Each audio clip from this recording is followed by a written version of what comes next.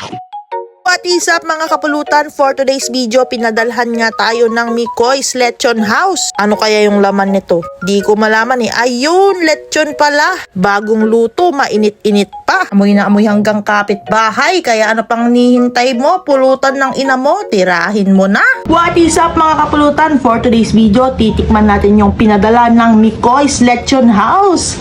Alright.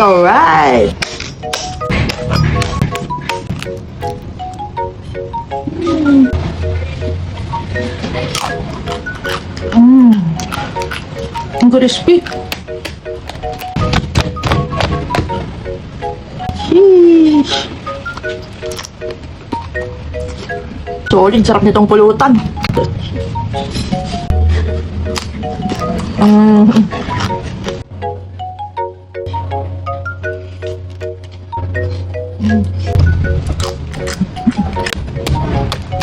At ayun mga kapulutan, kahit na pinadalhan nila tayo, honest review pa rin to. Crispy yung balat, maririnig nyo naman dun sa kruk-kruk niya. Soft and juicy pa yung laman, hindi siya dry. And yung pinaka-importante, malasa siya. Plus points din yung kanilang homemade lechon sauce. Napaka-savory, slightly sweet and tangy. Andun din yung kick ng liver, kaya nagustuhan ko. Yung tanging naging problema ko lang, di ako nakatake ng losartan ko. Aray ko. Prove ang Mikoy's Lechon House. Wala na naman akong masabi kundi alright.